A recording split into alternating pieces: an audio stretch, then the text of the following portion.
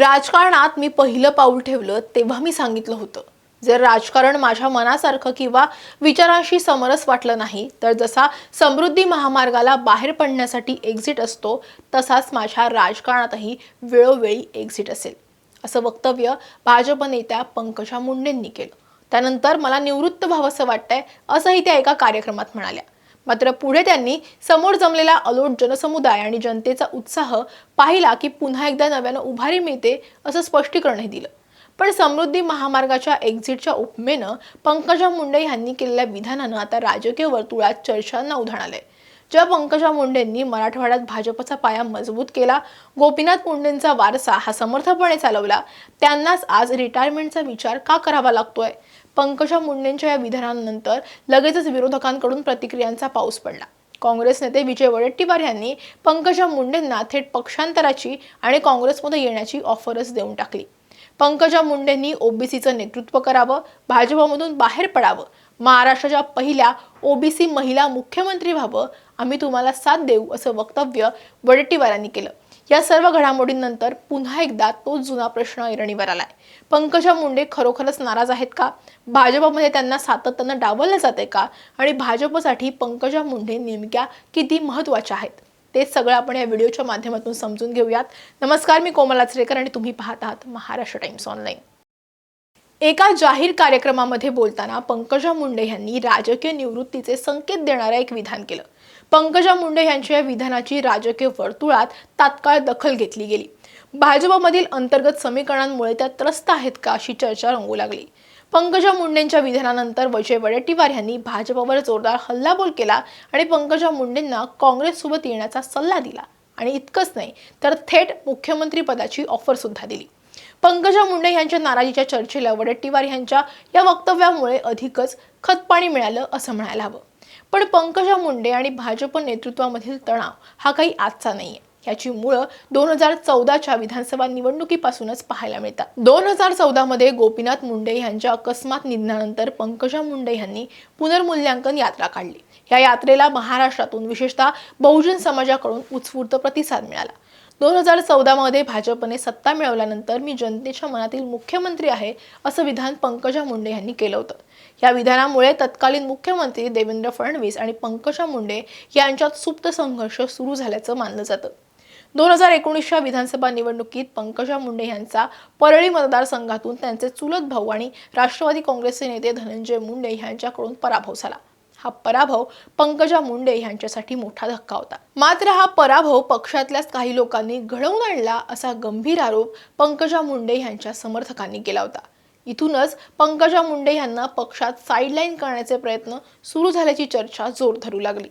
2019च्या पराभवानंतर पंकजा मुंडे यांना पुनर्वसनाची अपेक्षा होती. विधान परिषदेच्या अनेक निवडणुका झाल्या, मात्र दरवेळी पंकजा मुंडे यांचं नाव शेवटच्या क्षणी मागे पडलं.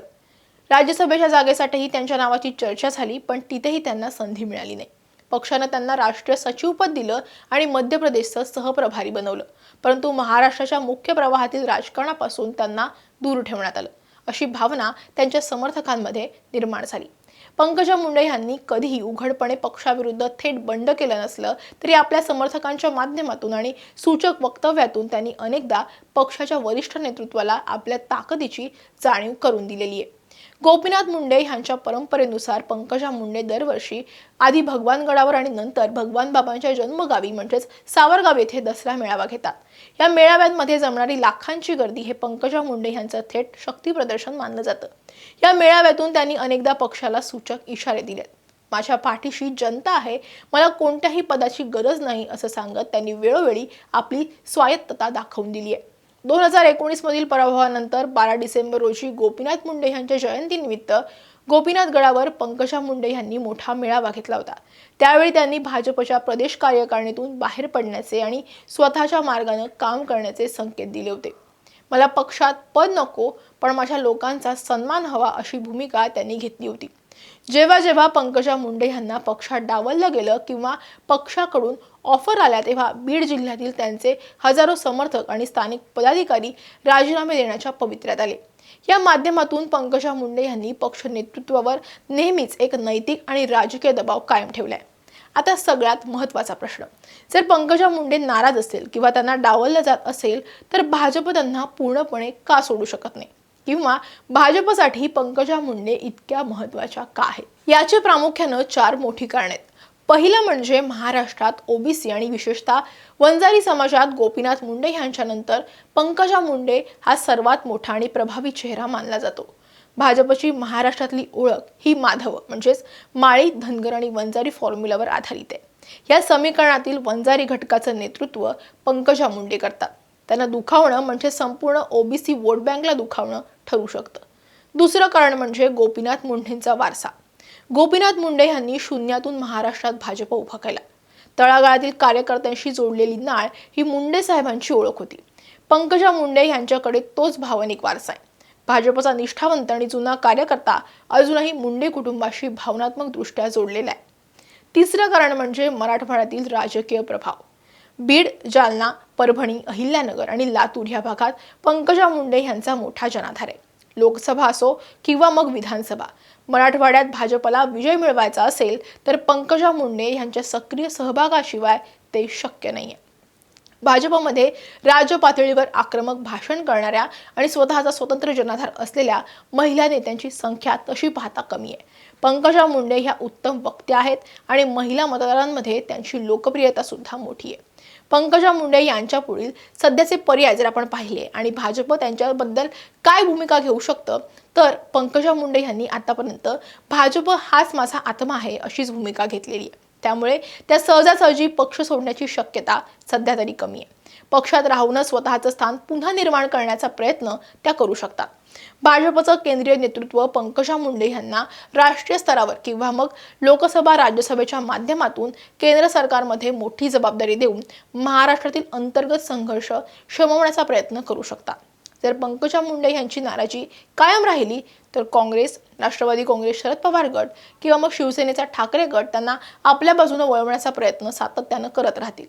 मराठा ओबीसी समीकरणांच्या पार्श्वभूमीवर पंकजा मुंडे यांची भूमिका अत्यंत निर्णायक ठरेल.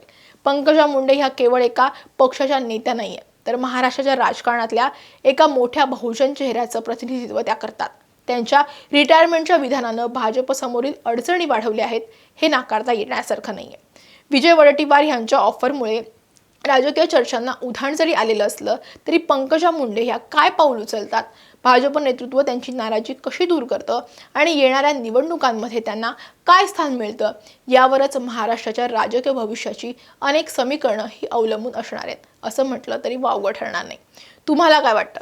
पंकजा मुंडे यांच्यावर भाजपमध्ये खरोखरच अन्याय होतोय का? त्यांनी राजकारण सोडायला हवं की पक्षातच लढावं की पक्ष बदलावा? तुमच्या प्रतिक्रिया आम्हाला कमेंटमध्ये नक्की सांगा. हा व्हिडिओ आवडला असेल तर लाईक आणि शेअर करायला विसरू नका. असेच व्हिडिओ पाहण्यासाठी महाराष्ट्र टाइम्सचं यूट्यूब चॅनल सबस्क्राईब करा. आम्हाला इन्स्टा, फेसबुकवरती फॉलो करा आणि हा व्हिडिओ तुम्ही शेवटपर्यंत पाहिलात त्यासाठी धन्यवाद.